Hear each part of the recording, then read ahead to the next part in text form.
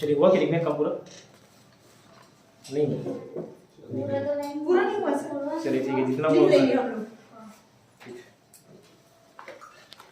चलिए राष्ट्रीय खाद्य सुरक्षा अधिनियम 2013 देख रहे थे। छत्तीसगढ़ का कौन सा अधिनियम था 2012। तो यहाँ देखिए कि लोकसभा 26 अगस्त मतलब 26 जनवरी और 15 अगस्त को मिला दिए। 26 अगस्त 2013 को लोकसभा से पास, राज्यसभा से 2 सितंबर 2013 को पास। ठीक है कितने चैप्टर से 13। फिर वहाँ राजपत्र चैप्टर 13 राजपत्र में प्रकाशित 10 सितंबर 2013 को और प्रभावी हुआ 5 जुलाई 2013 से। ठीक है पहले से रेट्रो इफेक्टिव। ठीक है चैप्टर्स देखे थे, अध्याय देखे थे 13 और सेक्शन को बात किए थे 40। किताब से देख के बताया था। उसी किताब में आगे 45 तक धारा लिखा हुआ उसको 45 कर लीजिएगा। योजना चक्र में जिससे जो पढ़ा होगा उसको सुधार लीजिएगा। धारा टोटल 45 है। ठीक है अनुसूचियां 4 है। अनुसूचियां 4। ठीक तो अध्याय 1 है प्रारंभिक।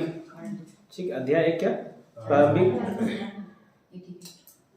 जिसमें धारा 1 में क्या देखे थे संपूर्ण नाम देखे थे, संक्षिप्त नाम विस्तार और प्रारंभ। तो शॉर्ट टाइटल क्या था हमारा राष्ट्रीय खाद्य सुरक्षा अधिनियम 2013। विस्तार कहाँ संपूर्ण भारत और कमेंसमेंट कब 5 जुलाई 2013। आंगन उसका धारा 2 में क्या परिभाषाएं थी। आंगनबाड़ी केंद्र क्या देखे थे ICDS से प्रतिस्थापित बाल देखभाल और विकास केंद्र, इंटीग्रेटेड चाइल्ड डेवलपमेंट स्कीम। ठीक है एक बाल विकास सेवा योजना। सेंट्रल पूल क्या था स्टॉक को सेंट्रल पूल बोला गया या केंद्रीय पूल। अनाज का वह स्टॉक जो क्या अनाज का वह स्टॉक जो केंद्र सरकार राज्य सरकार द्वारा MSP पर खरीदी गई है। ठीक है एक्चुअली केंद्र सरकार के निर्देशानुसार राज्य सरकार खरीदता है। तो आप केंद्र सरकार राज्य सरकार कोई भी हो चल जाएगा कि MSP पर खरीदती है। दूसरा ऐसा स्टॉक जो अनाज का ऐसा स्टॉक जो लक्षित सार्वजनिक वितरण प्रणाली TPDS या अन्य योजना या आपदा राहत आदि के आवंटन हेतु रखी जाती हो वो स्टॉक वो अनाज का स्टॉक सेंट्रल पूल कहलाएगा। और अदर जो योजनाएं हैं ठीक है उसके लिए आरक्षित भी अनाज का स्टॉक क्या कहलाएगा सेंट्रल पूल कहलाएगा। TPDS क्या होता है TPDS target public distribution system. तो उसका एक ऐसा सिस्टम है जिससे राशन कार्ड होल्डर को एसेंशियल कमोडिटी दिलाया जाता है किसके माध्यम से तो उचित मूल्य की दुकानों के माध्यम से।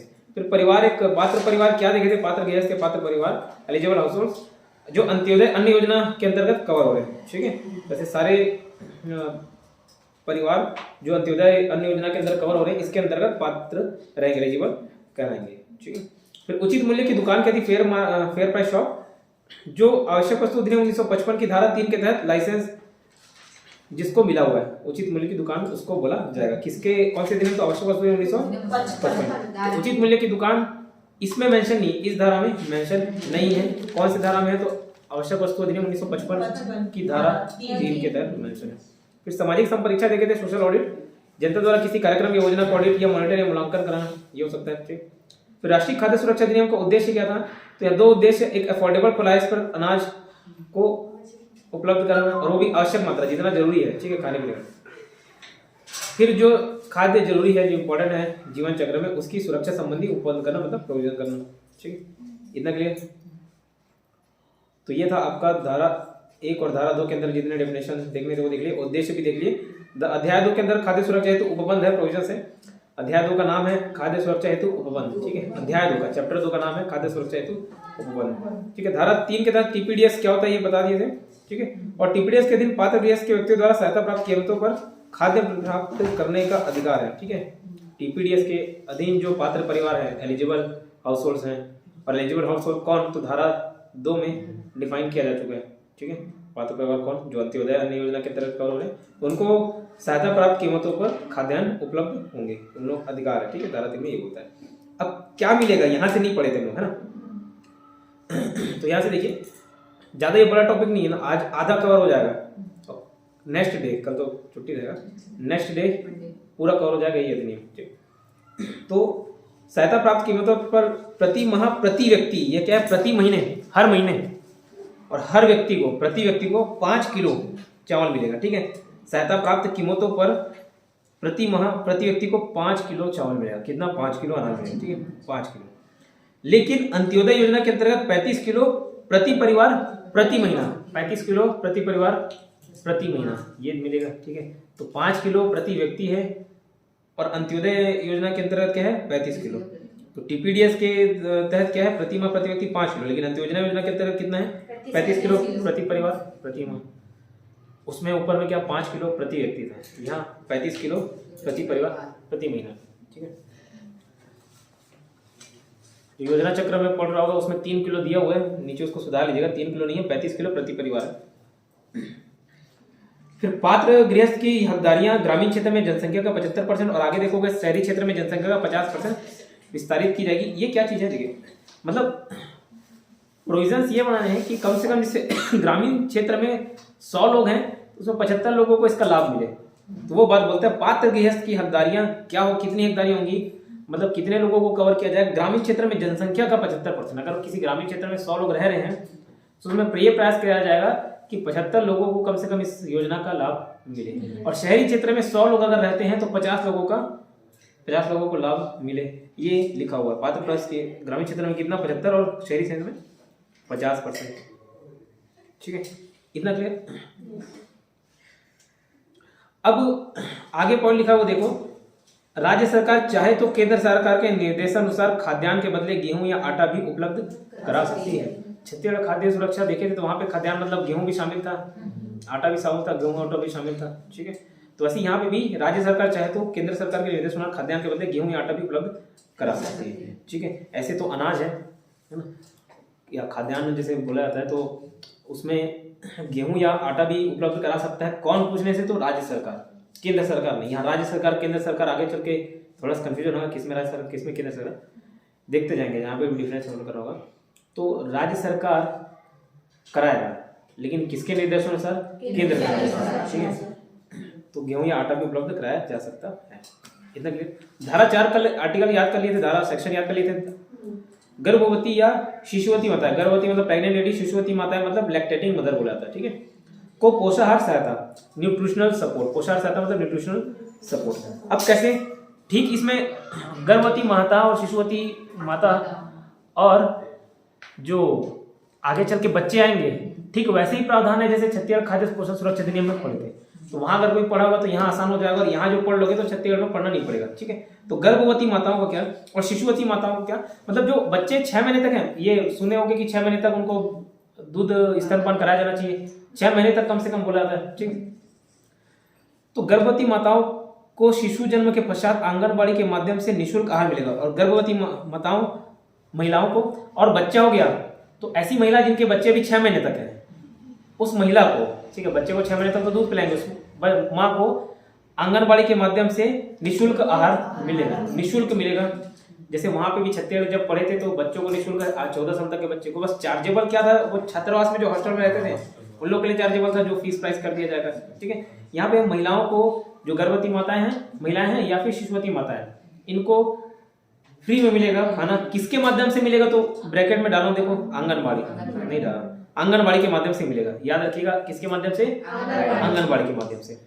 और एक पॉइंट एक्स्ट्रा है जो छत्तीसगढ़ खाद्य सुरक्षा में नहीं पढ़े थे, 6000 रुपए देने, जैसे बात पढ़े थे क्या छत्तीसगढ़ में नहीं पढ़े थे, यहाँ याद रखिए कम से कम 6000 रुपए की प्रसूति सहायता मिलेगी या प्रसूति फायदा 6000 रुपए मिलेंगे। और ये 6000 की किस्तों में लिखा हुआ है, मतलब 6000 रुपए किस्त में, जरूरी नहीं एक साथ आपको 6000 दे दिए, 6000 रुपए किस्तों में, 1000 करके 6 महीने दे दिए, 6 महीने बाद दे दिए, जैसा भी हो किस्तों में मिलेगा, लेकिन 6000 रुपए देने का प्रावधान है। कम से कम 6000, कम से कम 6000 आपको देना ही है, जरूरत पड़े तो ज्यादा दिया जा सकता। नहीं 6 महीने नहीं, 6000 रुपए देंगे 6 महीने तक, 6 महीने हर 6000 नहीं देंगे, 6000 रुपए देना है उनको। ठीक, 6 महीने के ड्यूरेशन में ही दिया जाएगा। हाँ, जो अब वो जो माता है, गर्भवती माता है, तो जो प्रेग्नेंट लेडी है 9 महीने तक उनको खाना वो हो गया, फिर 6 महीने अगर उसका बच्चा हो गया 6 महीने तक, वो उस दौरान उनको 6000 रुपए प्रसूति सहायता दिया जाएगा। प्रसूति सहायता मतलब वो डिलीवरी वाले तो हो गया ना, ठीक है, उससे रिलेटेड 6000 रुपए मिलेंगे। छत्तीसगढ़ वाले में उसमें भी हम लोग जब महिला वाला पढ़ रहे थे ना, तो पढ़े थे कि 5000 जो मिलता है ना जननी सुरक्षा योजना के अंतर्गत जो मिलता है 5000, पर उसमें भी है ये सारे 5000 वाला, वो भी किस्तों में ही मिलता है। अच्छा, 5000 बताऊंगा, मैं बोल दिया नहीं, मतलब मैं हम लोग महिला वाले में पढ़े इसलिए बता रही हूँ, पूछ रही मैं तो वो वाला क्लास छत्तीसगढ़ खाद्य वाले में बोल रहा हूँ, उसमें है नहीं छत्तीसगढ़ वाले में नहीं है, वही बता रहा हूँ।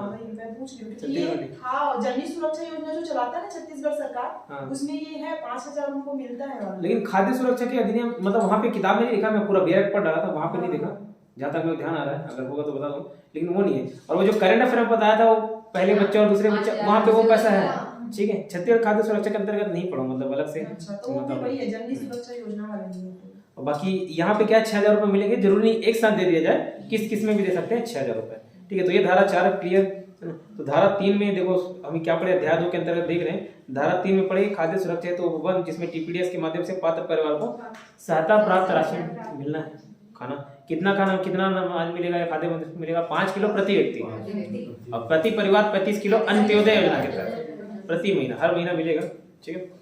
और ये हकदारियाँ कितना, मतलब क्या टारगेट है, या 75% करने का ग्रामीण क्षेत्रों में, शहरी क्षेत्रों में 50% करने का, ठीक है। अब ज्यादा होने लग गए हैं तो थोड़ा कम किया जा रहा है। करोड़पति भी है ना, गरीबी रेखा में ऐसा है। तो जो जिसका इनकम नहीं दिख रहा है वो गरीबी रेखा में आ रहा है सर, ठीक। तो फिर अगर राज्य सरकार चाहे तो क्या कर सकता है, अनाज खाद्यान्न के बदले गेहूं या आटा भी उपलब्ध करा सकता है, लेकिन ये केंद्र सरकार के निर्देशानुसार करेगा। क्यों केंद्र सरकार के निर्देशानुसार, क्योंकि ये जो अधिनियम है वो नेशनल वाला है। धारा 4 हम लोग 2 और 2 4 करके याद किए थे, 2 और 2 4 करके याद किए थे। तो गर्भवती माताएं, महिलाएं, उसमें उन लोगों के लिए क्या बेनिफिट, तो जो प्रेग्नेंट लेडी है वो, और जिनका बच्चा हो गया और 6 महीने तक है, मतलब 0 से 6 महीने तक के बच्चे वाली की माता को, ठीक है, बच्चे की माता को, उसको क्या निःशुल्क भोजन मिलेगा, निःशुल्क मिलेगा। और कहाँ से मिलेगा, आंगनबाड़ी से मिलेगा, ठीक है। फिर 5 में बच्चों को पोषण सहायता, वहां पे भी हम लोग देखे थे छत्तीसगढ़ खाद्य सुरक्षा अधिनियम में सेम पॉइंट है। देखो अब बच्चे को 14 साल तक मिलना है, ठीक है। इसमें धारा 5 में बच्चों को पोषण सहायता लिखा हूं ब्रैकेट में 14 वर्ष तक। अब सुनिएगा, बच्चे को अलग अलग कटिंग में बांट दिया। एक बच्चा 0 से 6 महीना, एक 6 महीना से 6 साल, 6 महीना से 6 साल, और एक 6 साल से 14 साल। तो 0 से 14 तक के कवर हो गए, लेकिन 0 से 6 महीना, 6 महीना से 6 साल, और 6 साल से 14 साल। अब इन लोगों को क्या फायदा, देखो अब यहाँ जो धारा 5 के अंतर्गत है, बच्चे वो 0 से 6 महीने वाले कवर नहीं होते, 6 महीने से 6 साल और 6 साल से 14 साल। ऐसा क्यों, 0 से 6 महीने सिर्फ और सिर्फ बढ़ावा दिया जाता है क्या, स्तनपान को, ठीक है। मतलब उनके लिए दूध ज्यादा जरूरी उनके बॉडी के लिए, बजाय दूसरे खाने के। उसके बाद 6 महीने में उठाते हैं, मुझे केवल दूध पिलाना चाहिए बोलते हैं, ठीक है। उसके बाद दूध उठाने कार्यक्रम के बाद ये सब एलिजिबल है, समझ लो, ठीक है। तो 6 महीने से 6 वर्ष तक अब कैसे मिलेगा, देखिए धारा 5 में 6 महीने से 6 वर्ष तक बच्चों को निःशुल्क भोजन मिलेगा। कैसा निःशुल्क भोजन, किसके माध्यम से, आंगनबाड़ी के माध्यम से। और फिर 6 से 14 वर्ष को भी मिलेगा निःशुल्क भोजन, लेकिन ये स्कूलों के माध्यम से मिलेगा, ठीक है, ताकि उनको पढ़ाई को भी बढ़ावा दिया जा सके, तो स्थानीय निकाय के स्कूल भी हो सकते हैं, सरकारी स्कूलों के माध्यम से आपको खाना मिलेगा प्रतिदिन दोपहर का। मिड डे मील योजना चलता है, जाते हैं मिड डे मील, लेकिन इसमें याद रखिएगा हर रोज नहीं मिलेगा। अब गर्भवती माताओं को मिलेगा, ऊपर जो देखे थे स्कूल में जा रहे हैं तो स्कूल में वर्किंग डे के दिन ही मिलेगा, जिस दिन छुट्टी रहेगा उस दिन नहीं मिलेगा। नहीं तो क्या होगा, वो बच्चा सिर्फ छुट्टी के दिन ही जाएगा, बाकी दिन मैडम सोट रही है, ठीक है। उस दिन बस खाने के लिए जाएगा, इस कारण क्या है, अवकाश के दिन नहीं। इतना क्लियर।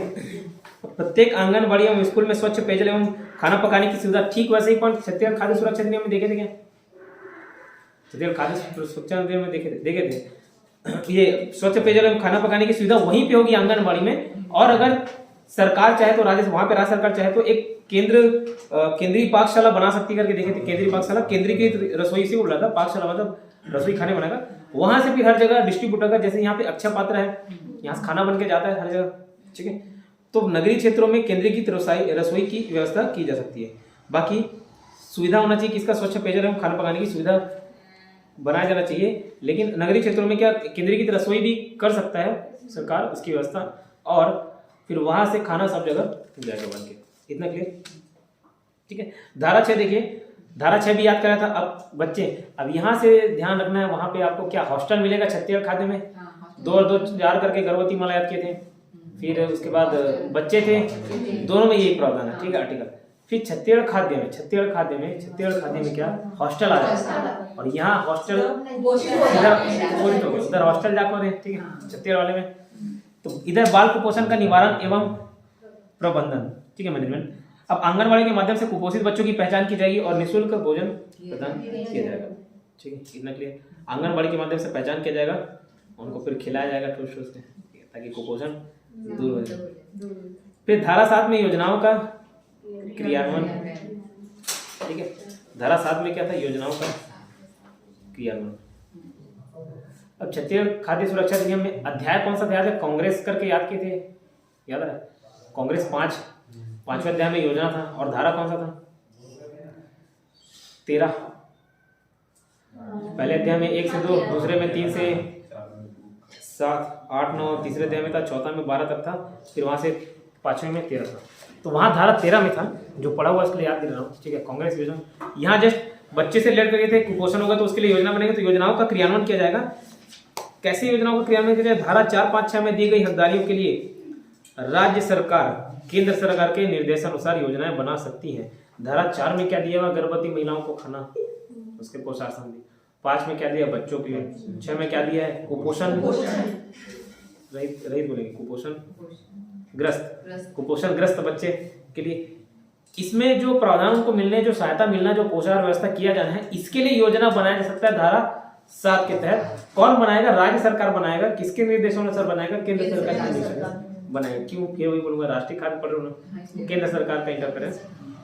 इतना क्लियर? फिर अध्याय 3 आ जाता है, यहाँ 2 से 7 तक यहाँ पे कवर है, ठीक है।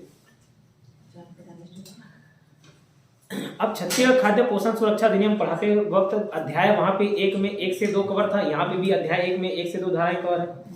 छत्तीसगढ़ में दूसरे अध्याय में 3 से 7 कवर है, इसमें भी 3 से 7 कवर है। फिर तीसरे अध्याय में वहां 8 और 9 आता था, यहाँ 8 बस आता है। तीसरे अध्याय में है खाद्य सुरक्षा भत्ता। अब धारा करके याद करा था, धारा 8 भत्ता चाहिए, ठीक है, भत्ता। तो भत्ता, अब देखो खाने पीने की व्यवस्था नहीं हो पाई, सपोज किसी भी कारणों से खाने पीने की व्यवस्था नहीं हो पाई, तो उसके जगह उसको क्या भत्ता मिलता है, जैसे रोजगार भत्ता मिलते हैं, मतलब रोजगार नहीं दे पाए तो उसके जगह एक कंपनसेशन टाइप का समझ लो। तो वैसे ही यहाँ पे भी खाद्यान्न नहीं दे जाने की स्थिति में क्या भत्ता देना पड़ेगा, ठीक, इतना क्लियर। फिर अध्याय 4 है पात्र गृहस्थों की पहचान। अब धारा 9 क्या है? टीपीडीएस के अंतर्गत ग्रामीण या शहरी जनसंख्या प्रतिशत का निर्धारण केंद्र सरकार द्वारा किया जाएगा। अब ये जनसंख्या बताया था, भत्ता मिल रहा है करके पूरी जनसंख्या आ गई, फिर जनसंख्या आ गई, फिर पहचान करना पड़ेगा, फिर उसका प्रकटन करेंगे, प्रकटन मतलब पब्लिक प्रकाशन करेंगे, ठीक है, पब्लिक डोमेन में। ये सब याद कराए थे लाइन से। 8 में भत्ता था, फिर 9 में जनसंख्या था, 10 में उसका पहचान था, 11 में प्रकाशन था। तो देखिए धारा 9 में टीपीडीएस के अंतर्गत ग्रामीण और शहरी जनसंख्या ग्रामीण शहरी जनसंख्या प्रतिशत का निर्धारण केंद्र सरकार द्वारा किया जाएगा, ठीक है। ये आगे लिखा हुआ एस्टिमेटेड या प्राकृतिक जनसंख्या आंकड़ों के आधार पर जिस टाइम जो योजना चल रही है, जैसे 2013 में 2011 का जनगणना के आधार पर लिया। अभी आगे योजना जैसे 2021 में भी तो हो नहीं पाया जनगणना कोरोना के कारण, अगर होता तो 2021 के जनगणना के आधार पर करना, ठीक है। तो जो भी आपको वहां पे उपलब्ध रहेंगे जनसंख्या के आंकड़े, उसके आधार पर ये प्रतिशत का निर्धारण करेगा केंद्र सरकार, ठीक है। फिर राज्य सरकार धारा 10 क्या बोलता है? धारा 10 ये बोलता है कि राज्य सरकार अति शीघ्र अधिनियम प्रारंभ होने के 365 दिन के अंदर अंत्योदय के अंतर्गत पात्र हितग्राहियों की पहचान करेगा और बचे हुए हितग्राहियों को टीपीडीएस के तहत कवर करेगा, ठीक है।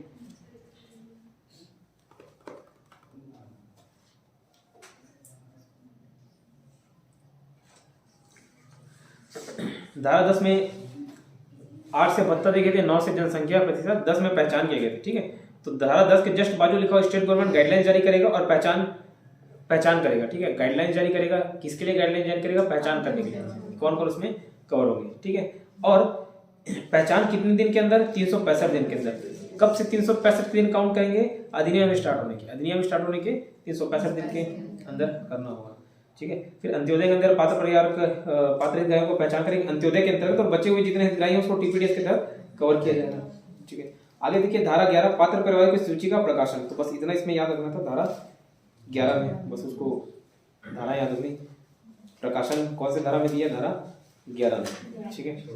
तो 1 से लेके 11 तक याद हुआ क्या? विधा ध्यान दीजिए। देखो सबसे पहले पढ़े आपका राष्ट्रीय खाद्य पोषण सुरक्षा अधिनियम 2013, ठीक है। लोकसभा से पास हुआ था 26 जनवरी 15 अगस्त मिलाने से 26 अगस्त 2013। जस्ट एक हफ्ते बाद 2 सितंबर 2013 को राज्यसभा से पास हुआ। फिर एक सप्ताह बाद 10 सितंबर 2013 को राष्ट्रपत्र में प्रकाशित हुआ और पूर्ववर्ती प्रवाही से लागू हुआ 5 जुलाई 2013 से। कितने अध्याय? 13 अध्याय अध्याय। छत्तीसगढ़ में कितना अध्याय है? 14। फिर धाराएं को संशोधित किए हम लोग संशोधन करके कितना किया? फिर धारा 1 क्या बोलता है? नाम है, विस्तार है, लागू होता है कमेंसमेंट, ठीक है। नाम देख चुके हैं। विस्तार संपूर्ण भारत कब से लागू? 5 जुलाई 2013, ठीक। उसके बाद आपका धारा 2 क्या डेफिनेशन है? इस डेफिनेशन में सबसे पहले डेफिनेशन देखिए आंगनबाड़ी आईसीडीएस के तहत कोई लागू करने वाला है ना। आईसीडीएस एकीकृत बाल विकास इंटीग्रेटेड चाइल्ड डेवलपमेंट के तहत जो स्थापित संस्था है जो विकास पर काम कर रही है, बाल देखरेख का विकास पर काम कर रही है। और डेफिनेशन देखे थे पात्र परिवार का। पात्र परिवार कौन? पात्र परिवार वो जो अंत्योदय अन्न योजना के अंतर्गत कवर हो रहा है, ठीक है। इतना देखे थे। टीपीडीएस देखे थे। TPDS targeted public distribution system, ऐसा सिस्टम है जिसके माध्यम से जो पात्र परिवार है उनको खाद्यान्न पहुंचा जाता है, एसेंशियल कमोडिटीज पहुंचाया जाता है। एसेंशियल कमोडिटीज किसके माध्यम से पहुंचाया जाता है? उचित मूल्य की दुकान से। उचित मूल्य की दुकान का भी डेफिनेशन धारा 2 के तहत देखे थे। क्या डेफिनेशन होता है उचित मूल्य दुकान का? Fair market price, fair price shop का, जिसको लाइसेंस मिला है किसके अंतर्गत? धारा 3 के अंतर्गत। किसकी धारा? आवश्यक वस्तु अधिनियम 1955, ठीक है। उसके धारा 3 में प्रबंध की बात किए थे, तो प्रबंध देखे थे। तो सहायता प्राप्त राशि में उसको खाद्यान्न मिलेगा लोगों को जो हितग्राही है, और कितना मिलेगा? 5 किलो प्रति व्यक्ति। टीपीडीएस के तहत 5 किलो प्रति व्यक्ति, लेकिन अंत्योदय योजना में कितने का? 35 किलो प्रति महीना, ठीक है। इतना क्लियर। फिर ये तो धारा 3। 4 में गर्भवती माताओं के लिए देखें तो प्रधान गर्भवती माताओं में क्या था? तो जो प्रेग्नेंट लेडी है और जो शिशुवती माता है मतलब जो 0 से 6 महीने बच्चे को रखी है, पाल रही है, ठीक है। तो उस केस में निःशुल्क उनको भोजन मिलेगा, निःशुल्क, कोई प्राइस नहीं। कहाँ के? आंगनबाड़ी की मदद से। धारा 5 बोलता है बच्चों के लिए, ठीक है। बच्चे 6 से 14 साल है, 14 साल तक कवर है। अब उसको 0 से 6 महीने तो उसको तो दूध मिल रहा है, ठीक है। मतलब उसकी माता को वहाँ पे धारा 4 के तहत मिल गया खाना, ठीक है। फिर बच्चे 6 महीने से 6 साल आंगनबाड़ी के माध्यम से, ठीक है, आंगनबाड़ी के माध्यम से, ठीक है। और 6 से 14 में स्कूल के माध्यम से, जिस स्कूल में पढ़ रहे हैं वहाँ मिड डे मील की मध्याह्न भोजन मिलेगा, दोपहर का खाना मिलेगा, ठीक है। और ध्यान रखना 8वीं कक्षा तक, उसमें 8वीं कक्षा का बताना भूल गया था। 8वीं कक्षा, वहाँ पे भी 8वीं कक्षा था, 6 से 14 साल, ठीक है, 8वीं कक्षा तक, ठीक है। और शायद ऐसा कुछ प्रावधान हो, कोई फेल हो जा रहा है 20 साल का हो गया 6 से 14। अब तो फेल होने वाला सिस्टम ही हट गया ना, हो गया ना, पास ही होना 8वीं तक, तो कोई टेंशन नहीं है, करना नहीं है,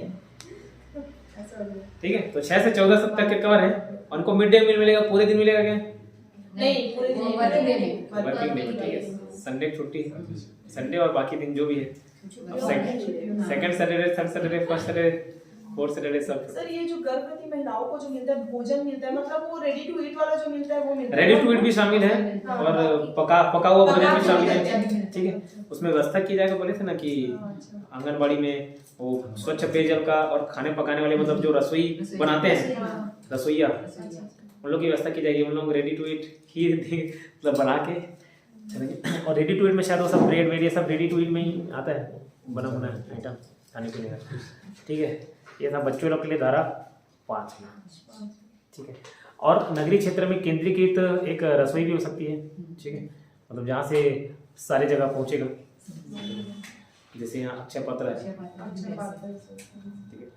धारा 6 में कुपोषण था, कुपोषण संबंधित पहचान करेगी राज्य सरकार, और क्या केंद्र सरकार के आदेशानुसार उसको खाने पीने का आइटम कुपोषण वाले को कुपोषण से संबंधित था पहचान करेगी और उसको निपटारा करेगी, उनको भरपेट खाना खिलाएंगी। फिर धारा 7 में क्या था? योजनाओं का क्रियान्वयन। कौन सी योजना, किसके लिए योजना? तो धारा 4, 5, 6 में जो प्रावधान दिए उनके लिए योजना, ठीक है। धारा 7 में क्या 4, 5, 6 में जो योजना दी उनके लिए, तो राज्य सरकार केंद्र सरकार के निर्देशानुसार, ठीक है, योजना लागू करेगी, ठीक, उसके संबंधी प्रावधान करेगी।